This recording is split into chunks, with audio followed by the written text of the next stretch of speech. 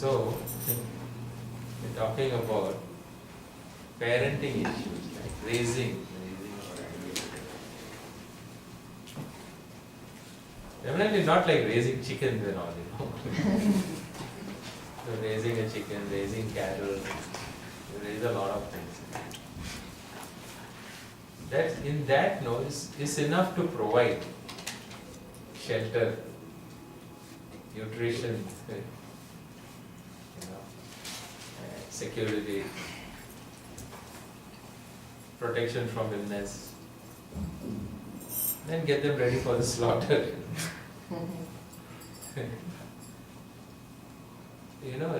It's there are many things that go. We all know that as parents, as parents, grandparents, even sometimes we think that there are two issues with kids. There are varieties of things that come up. Some have to do with just regular things that will happen between any parent and child. It has nothing to do with being in a strange land or being in a minority or being, it has nothing to do with that. It has nothing to do with cultural background. It has to do with psychological issues, which are really growth issues. So everybody grows. There are some things which I notice, which I feel are important, which I'll comment about. And then we can have some dialogue and discussion. But, so there are some issues that come up which are very normal. One thing about parenting, there is no parent, there is no right and wrong, absolutely. There is no one way to do things when it comes to kids. You all know that. So there are many ways. And that depends on both. There are two things involved here. There is your family or your parent or your kids, and then there is you. And you are trying to manage a relationship. So suppose there are two individuals. There is an interaction. There are things going on between the two. So there is no standard way of how to behave, what to do. It's all determined by the person, by the situation, by the whatever is going on is multifactorial. It's not one single factor. One thing about parenting though, every parent is a teacher, whether you like it or not. One can never relegate the parental duties to anybody else. There is no proxy when it comes to parenting, really speaking. Nowadays we have proxies for everything. So for professional thing you have proxies. For babysitting is a proxy. For anything you outsource. One cannot really outsource parenting because there is only one parent. There is only one mother, there is only one father. So that particular role cannot be taken over by anybody else. Anybody else will be different, will be a substitute. Substitute is never the same as the original.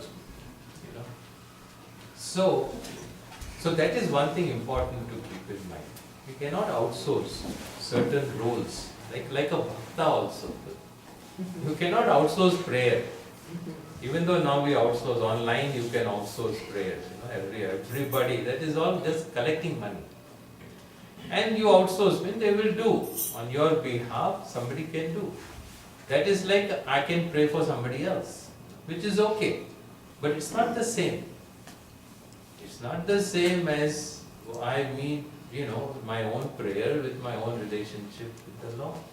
One cannot outsource devotion. You cannot outsource love. You cannot outsource so many things. It's all a very personal connection. Parenting is also like that. So it is one's own relationship which is what makes things happen. The other thing which is important to keep in mind, that we change as parents. Parenting is a dynamic process. I have to be willing to learn and grow. So whenever I talk about this, like a parent is a teacher, and the question is, how can I teach things which I don't know? Especially, for example, this religion and things like that, culture. So we are afraid, we shy away from teaching our kids because we don't know. Now, but that didn't stop. Before you became a parent, did you know how to be a parent? No. Nobody knew how to be a mother. She became a mother before she became a mother. Nobody knew how to be a father before you become a father. But that didn't stop you. That didn't stop us from becoming parents. So you become a parent first, then you learn parenting, correct? You don't first learn parenting, then you become a parent. You first become a parent, then you learn parenting. Or contradiction. You first get married, then you understand what you got into. Before, if you knew, then you won't get married. So when God has made it that way, especially for a purpose. So you find yourself married. Then you learn what marriage is all about. So it's like that. So you, by default, you end up becoming a parent. That means you're not a parent really. Until you parent, do parenting, some parenting work, which involves change. That means I have to be willing to learn. Change means learning, really speaking. So I have to be willing to learn, I have to be willing to grow. And growth involves one thing, giving up and taking on. We give up old errors, old habits, old patterns, and you learn new ones. That is growth. Without that, there is no growth. And it's always difficult to give up that which we are familiar with, whether it is good or bad. It's like an old shoe. An old shoe, even if it is developing holes, is more comfortable than a new shoe. So we'll buy the new shoe because I have a hole in the old shoe. But the old shoe is also sitting in the closet. That doesn't get thrown out. But just in case this hurts, then I go back to the old one. So, however worn out it is, the old is more comfortable. It's difficult to give up. The same thing is true for our habits, our patterns, our way of thinking, our way of dealing with issues. Even if it is not the best way, it's the way we are the most comfortable with. Because it is a way I am familiar. This is how I grew up. This is how my parents treated me. And I got used to it. I got used to it. Not that I was happy then. I was complaining as a kid. I was complaining about them. I wasn't happy. You don't know how many nights I spent crying. All that complaint we have. But then later on, I say, well, that is how I grew up. That is all I know. That is all that is familiar to me. So that is what I am going to do. If it worked for me, it will work for you. That is our thinking. But that's not. So we have to be willing to give up some of our old ways of thinking if they are not healthy, if they are not productive, if they are not, or if they are not relevant sometimes. And learn new ones. Without that, there is no change. We get stuck. So, as the kids grow, we also grow. We were just talking in the car coming. So there is this happens, somebody was saying that, so when a grandchild is born, when somebody has grandchildren, you notice a change in the person. It's like becoming a parent. Becoming a grandparent is something like becoming a parent. So there is an inner shift because for whatever reason, it's the last chance to grow. It's true, When you become a grandparent, it's your last chance to grow up. If you don't do it now, means that's it. It's over. So when you become a parent, it's your first chance to grow up as a person. When you become a grandparent, it's your last and final chance to grow as a person. So suddenly they get very energized, and behave little differently with their grandchildren. So that's an important thing. We have to be very adaptable with kids. Only then we grow. And they also enjoy us and we enjoy them. Otherwise it's tension. Many times it becomes a tense relationship. And there are certain issues which are also very important from a childhood standpoint, which we learn psychologically. It's nice to know this. So certain issues which get embedded in early years, issues of trust, for example. Children, we all learn to trust as children when we are very young. And that is something we carry with ourselves, our whole life. So in trusting, when I say trust, the one way what immediately comes to the mind is, what do you mean by trust? When I trust somebody, I don't trust somebody. How do I determine that? So that usually I determine that by trying to figure out whether the person can be trusted or not. Right? So this person is trustworthy, this person is not trustworthy. Okay? That is how we categorize the world. But then that is really only half of the issue. Whether somebody can be trusted or not is one half of the question. There is another half. The other half is, how much can I trust? My capacity to trust. So, a trust between two people is dependent on two things. One is whether one person is trustable or not. And the other one is, how much capacity do I have to trust? Because a person may be trustworthy, but I have a problem trusting people. That also happens quite a bit, in fact. So that is what we call as a basic trust. In psychology, a basic trust is my capacity to trust. We are not totally trusting for good reason, for self-protection. So we are not totally trusting. At the same time, we are not totally mistrustful either. Everybody, however you don't trust anybody, you still have some trust. That's why you ask for directions. At least you trust your GPS. If nobody else, you trust your GPS. Even though the GPS also takes you round and round and round. But still, you trust the GPS. So that my capacity to trust is what is called as a basic trust. The others' trustworthiness is the other half of the issue.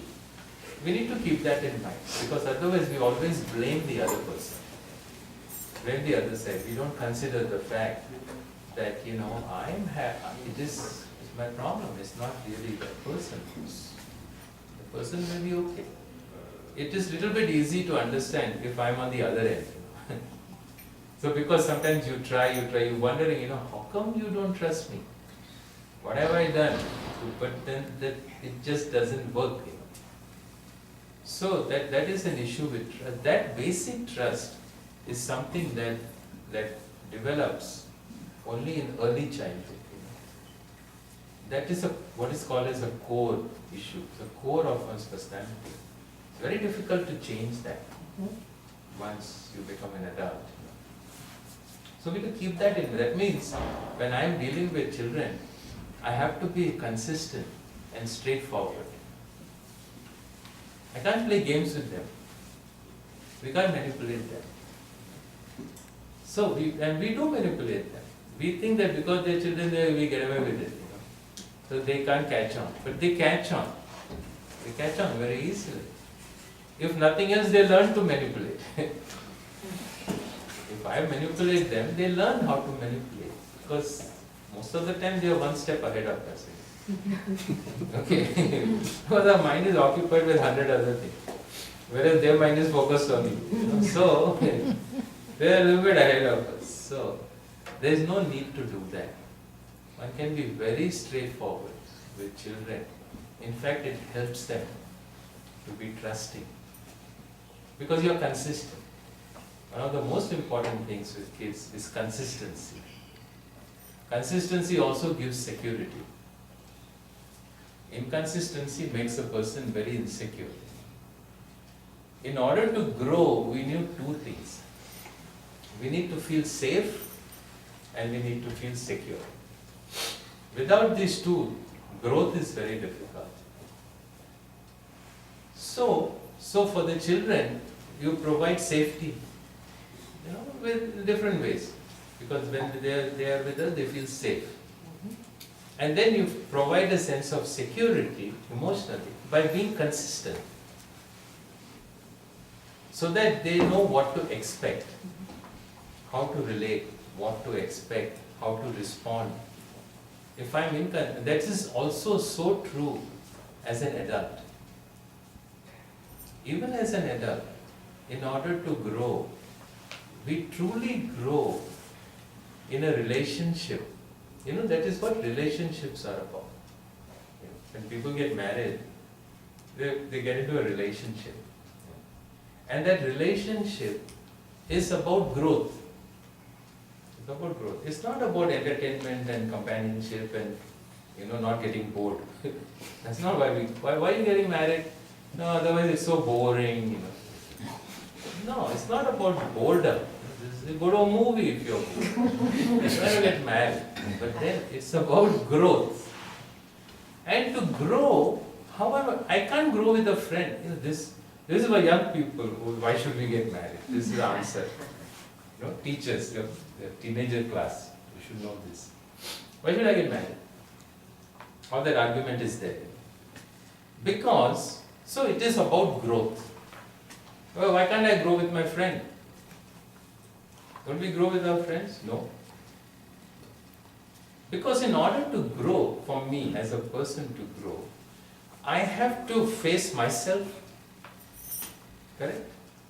I have to face myself as I am. The whole.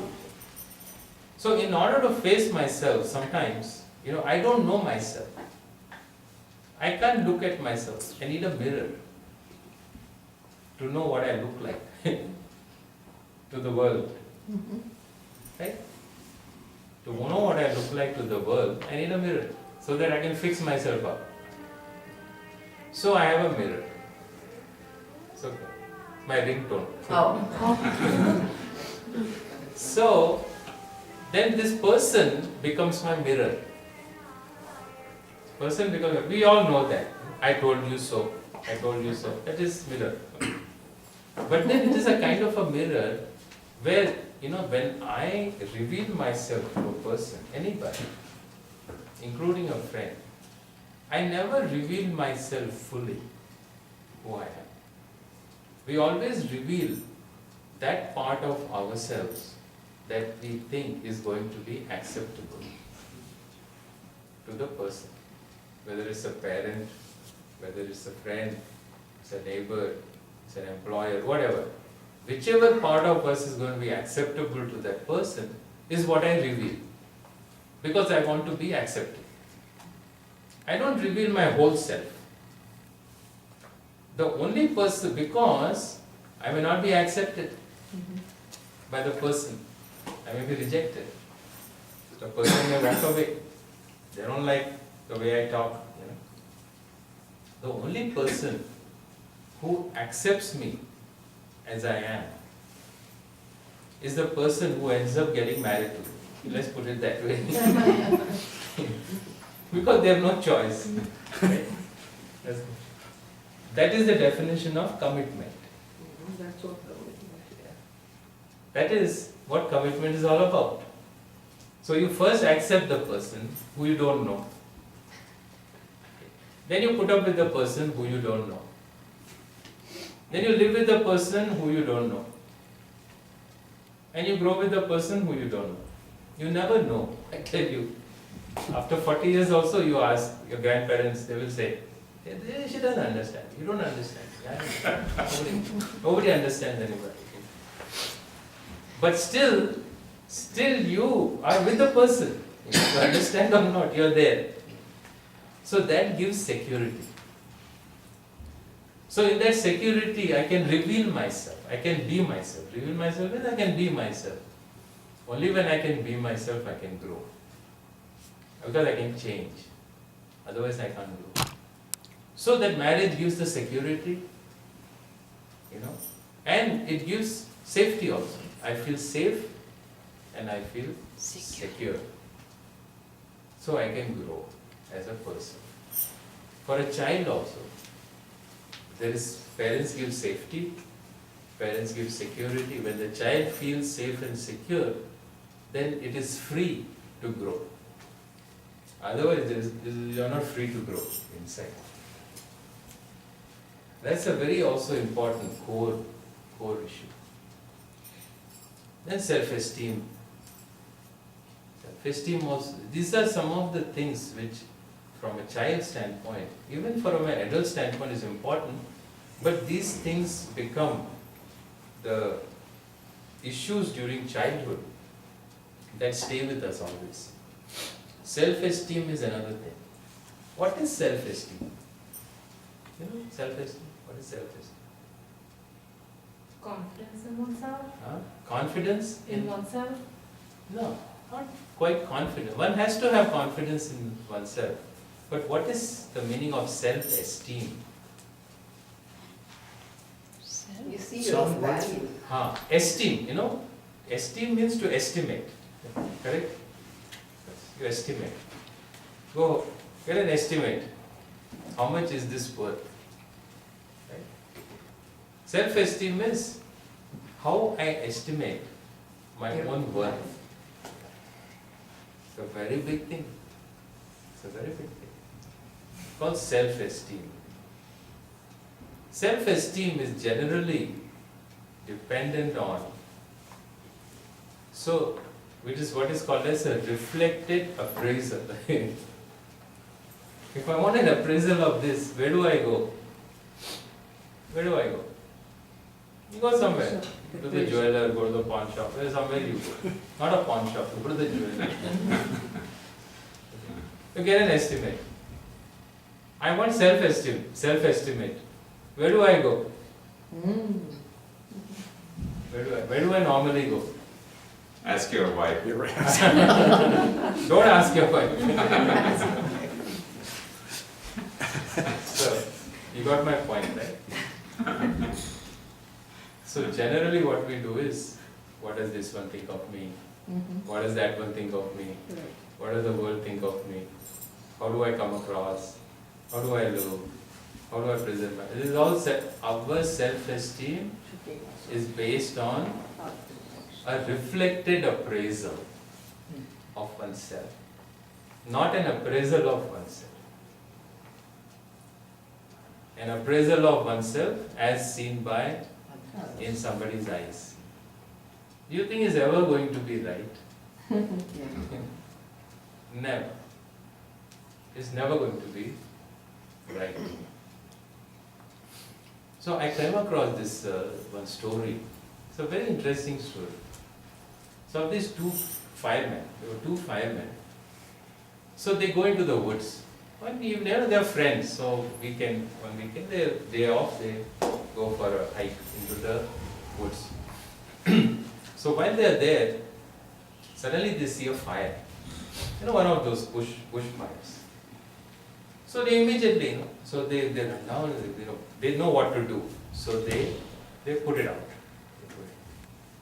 They put it out and everything is all okay. Now they are walking back. And on the way, so they come across this stream. So one of them, in putting out the fire, gets the smoke on his face. smoke, the face becomes black. But as they are coming back, they cross a stream.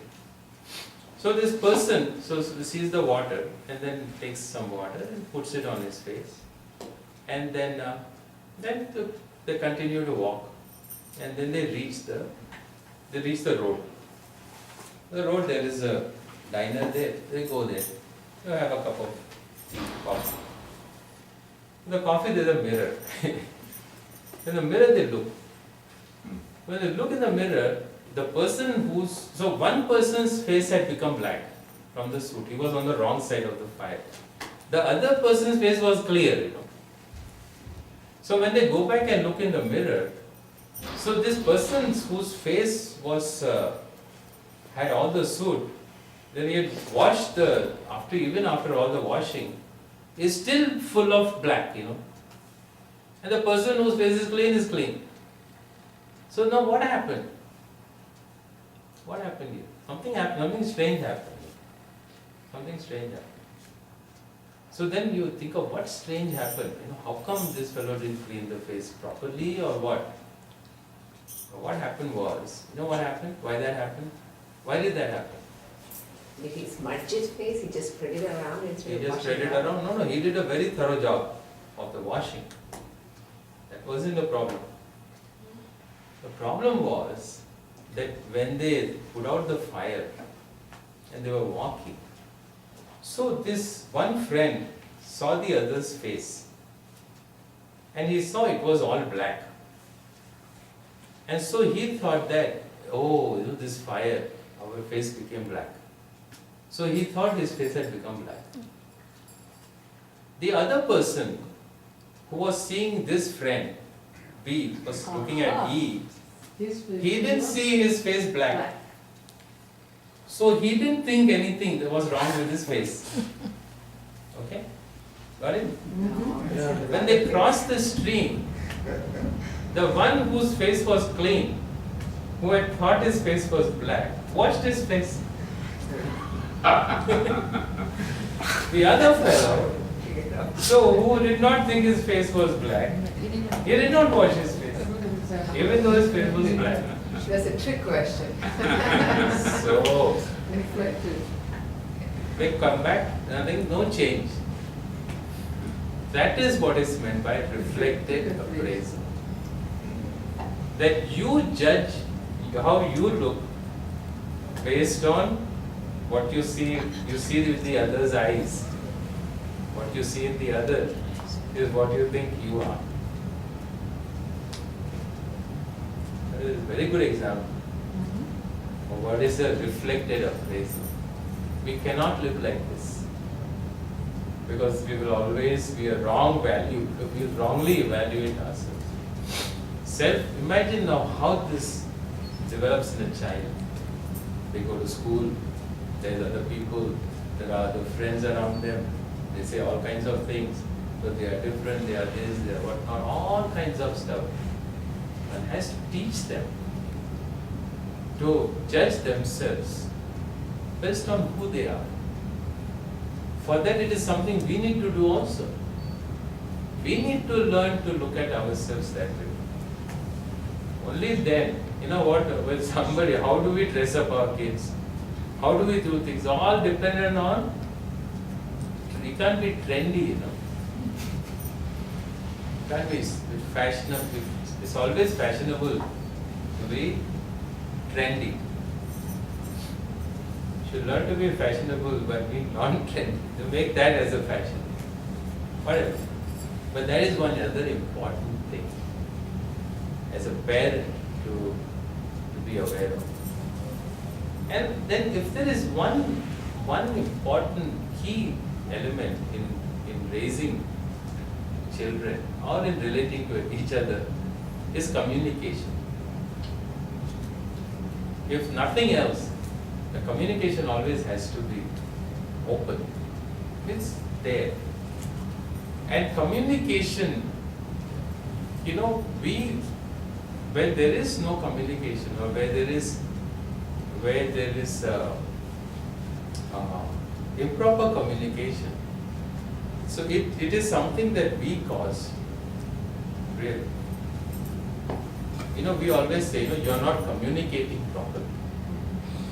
You don't communicate. What do you mean by you don't communicate? So you should tell me everything. That's not communication. No. So communication, sometimes we don't allow the other person to communicate. We block communication. Communication is a two-way street. Communication is not one way, ever. It's two way. So even suppose somebody is trying to communicate, I have to be communicative with my kid. To be communicative, the person has to feel listened to first. Leave alone feeling understood. That's just another issue. But before you are understood, you have to be heard. Okay? If you are not heard, then you won't be understood. So that means if I am talking to you, I have to feel that I am being listened to. I have to feel that I am being listened to. If I feel I am not being listened to, what will I do? What will I do? Stop talking. I'll stop talking. I'll stop communicating. So, there's a natural thing. Why waste energy? It's a waste of energy to communicate with somebody who's not listening to you. So you give up communicating. So many times we block the other person from communicating with us for many, many different reasons, our own reasons. So how do we do that? So a lot of very interesting ways in which we block communication. It's nice to look at this little bit. Because we all do this. We all do this, and this is human nature, and this is how we operate. We have to know a little bit of our operating manuals. So, one is by what we call it is mind reading. It's called mind reading. So mind reading is assuming. So even before I start talking, the person knows what I'm going to say. Or even before somebody starts telling me, I assume what they're going to talk. And I respond to it. Don't even allow the other person a chance to say something. When you do this, then why should the person continue to talk? And our assumption is most of the time not correct. Mostly not correct. But then some people have this habit of assuming what the other person is going to say, or thinking that they know you so well, they know what you're going to talk. So that is what is called as a block. I block communication by this behavior of assumption, mind reading. Another thing is what we call as a rehearsing, strategizing. So instead of listening to the person, I am already trying to figure out how to respond. I am responding to something before I know fully what it is. I am already trying to, we do this with kids all the time. We do it with each other all the time. We do it with our spouses all the time. Okay, this is not something which is unusual or occasional. This is a very, very common way of interacting between people. Or what is called as selective listening. Selective listening. So I listen to things which are comfortable to me. Whenever things is not comfortable, I don't listen to that. And then afterwards, you didn't say this, you didn't say that, all that comes. So which is what is called as selective listening or judging. Judging before even getting the data, before listening. So either prejudging, you don't even let the person say, or even if you let the person say, don't let them fully say. You judge what they are going to say. You are always like this. You always think like this. There is no always. The word always should not exist in vocabulary. Because there is no always. People don't always do the same thing. They do different things. But that becomes our different. These are all different ways. Avoiding certain subjects, then distracting, changing the topic. So these are all varieties of ways. Or being argumentative. Being argumentative is one way of avoiding sometimes. The kid says something, I don't want to hear, or they may be right. So I take on this stance that I'm argumentative, I know better, I'm right, I'm older, I'm all kinds of things. All that these things do is they prevent the flow of communication. It frustrates the other person. And gives rise to anger and all that. Then control also. Parents always worry about how to manage kids. Generally, they want advice when it's too late. Once the monster has already been created, now you have to put him back in the box. You have to put him back in the box. The thing to do is to prevent the creating of the problem. So it's nice to have that awareness right from the beginning. Another issue we always deal with is anger. So people have anger in them. So even as adults, as all develops in early years. And it's nice to know anger is often born of frustration.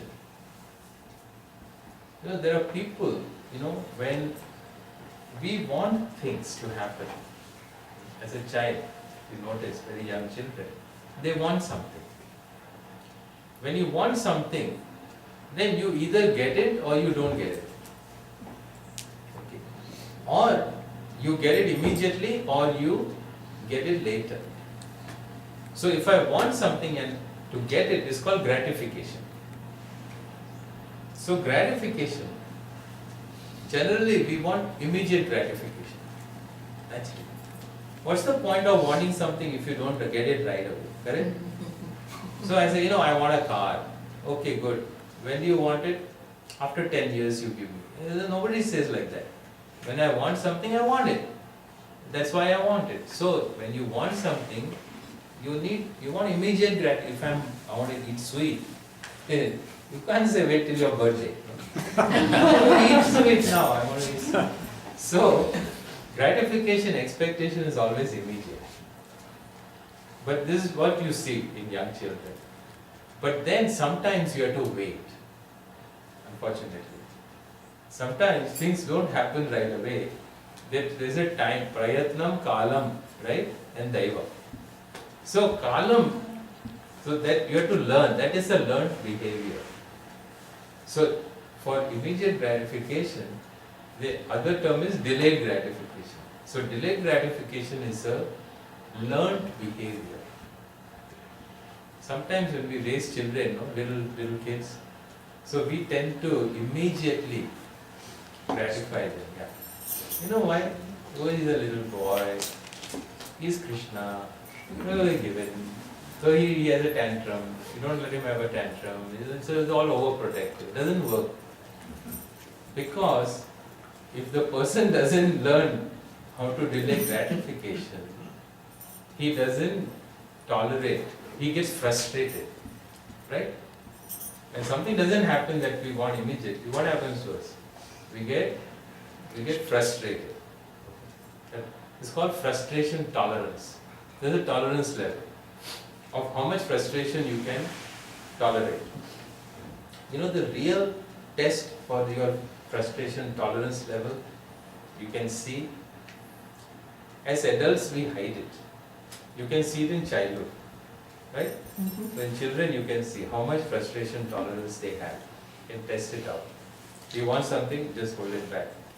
Then see what happens. How quickly he has a temper tantrum. So you see.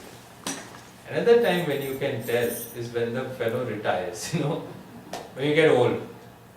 When you get old also, it's frustrated. Old people get frustrated easily, right? I'm telling with authority because so you get frustrated easily. So because this is Because the you have so old. little time left. So whatever. Yeah, because how much do you want to delay gratification? I don't have that much time. So So this is called frustration tolerance. So in order to learn to delay gratification, we need to develop frustration tolerance. If my tolerance level is low, how does it express? Anger. As anger. Anger. What is the genesis of anger? So when you look at an angry man or an angry woman, let's be equal here. So if you look at some adult who's angry, usually it is born, that means there's something they cannot handle. Really, they just cannot handle the situation.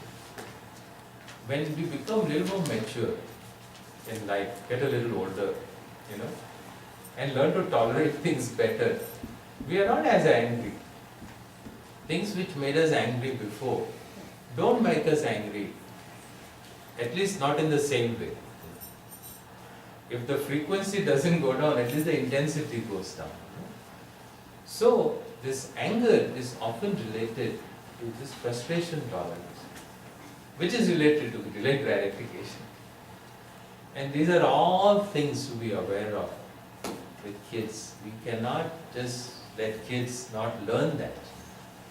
Because if they don't learn it as children, they'll have a hard time. If they won't have a hard time, then the other half will have a hard time dealing with that. Or this whichever, the spouse. So there are some of the important issues to keep in mind in interacting with kids or with adults. It's all the same. In growth, I was recently thinking this. In growth, we think growth means, I give up the childhood and become a teenager. Then I give up the teenage years and I become a adult. Then I give up youth, and gain middle age. I give up middle age and gain old age. I don't think it's like that. I don't think we give up anything. I think I am a child first, then I become a teenager, but with the child inside. Then I become an adult, carrying with me a little bit of the child and a little bit of the teen. Then I become a youth, then I carry a little bit. So this is when I become an old man, I have a little bit of the kid in me, a little bit of the adult, a little bit of the... That's how it is. Nothing is totally given up for something else. We carry, it's called samskaras. We carry the same person with us. And so sometimes it shows itself. Yeah. It shows itself. Those tendencies and all reveal themselves. So growth often involves giving up along with getting. So there is getting and giving up. This all goes together. That is growth.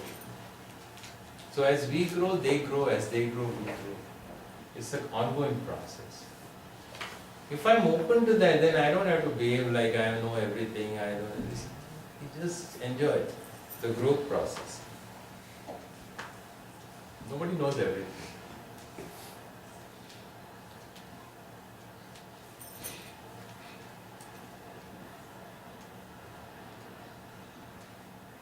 I worked with kids all my life, so many years. I would talk to them. That was my job, child psychiatrist. And a lot of kids, a lot of problems, all kinds of situations. I never got intimidated by it. Because I never assumed anything. I would never assume anything. I would never assume that I know how to talk to them, I know how to... I just went along. In communicating, I went along. And I never found any difficulty with that. I didn't take a stand that this is what I'm trying to do, I'm trying to figure it out. It's not like that. I just interacted. When you do that, when you open yourself up, without having any other calculated intent, then there is a lot of open communication with people. So as a parent, one need not feel always that one has to be in charge of the kids, because you are never in charge. But it's just a matter of being able to be there and provide that support, that security, and keep that communication, keep oneself open to communication. Then it is, most of the time it is not as stressful, let me put it that way. Okay, let's have. Nature versus nurture. Yeah. In terms of karma and destiny, predestined, I think they're all connected. How much of it is nature, how much of it is nurture? I mean, how much we never know. Nobody really knows that answer. I mean, there is no real answer to that. We know it is both. We know it is both. There are certain things which are inherent. Whether it is connected to karma or is connected to prarabdha, is connected to our DNA or is connected, whatever is connected to, it's inherent. Our vulnerabilities we have are sometimes inherent. We are born with them. Certain vulnerabilities to illnesses are inherent. They're genetic. That's what we call genetic. So genetic is not only physical. Genetic can be mental also. There are mental, emotional vulnerabilities. We know that. Anxieties, certain kinds of patterns are on a physical level, on an emotional level. They are inherent. Certain things are developed. Certain strengths we have are inherent. Some people are born with certain physique. Some people are born sickly. They are more vulnerable to illness, for example. Similarly, even emotionally, there are certain, when you go to a newborn, neonatal unit, there are so many babies in a line. They all don't have the same personality. They have different personalities, the newborns. So that means obviously we don't all start exactly the same. We are all born with different physiques, with different vulnerabilities, with different capacities, with different personalities. When we are first born, we are born with a personality. Only then we become a person. Interesting. I have become a person only later on. But I still have a personality, even before I become a person. So this is all inherent. But it can be modified quite a lot with experience. It changes. So it is always both. How much is what? Does it really matter? It doesn't matter. We can't determine it, plus it doesn't really matter. We have to be aware of both and work on both. Then we learn to compensate. Every child has strengths and weaknesses. Whether it is physical, whether it is cognitive. Cognitive means you can't push them everywhere. Some of them will be, your son will be good in math, your daughter may be good in science. Okay? Yeah, you can't want both to be good in both. So they have cognitively, we have strengths and weaknesses. Physically we have strengths and weaknesses. Emotionally we have strengths and weaknesses. So what we can do is we nurture the strength. You enhance the strengths, physical, mental, emotional. And we learn to compensate for the weakness. To compensate, to to manage our weaknesses. That is how we live.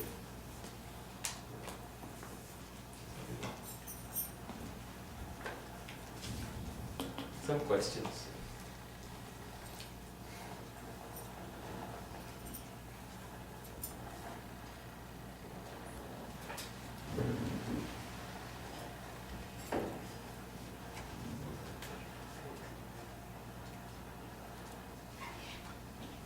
Yeah, that's it. So this is for the little older kids, right? And like how to accept marriage-related issues for children. Do you accept their decision or do we need to impose our ideas on them in relation to marriage? We can't impose anything first. Let's get that out of the way. We can't impose anything. It's a free country. It's a free country. You know, here especially. So if you know, I have had these kids. So if we a 10-year-old. Mom, if you hit me, I call child welfare.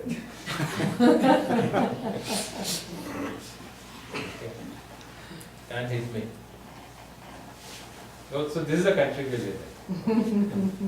So definitely you can't impose anything on anybody.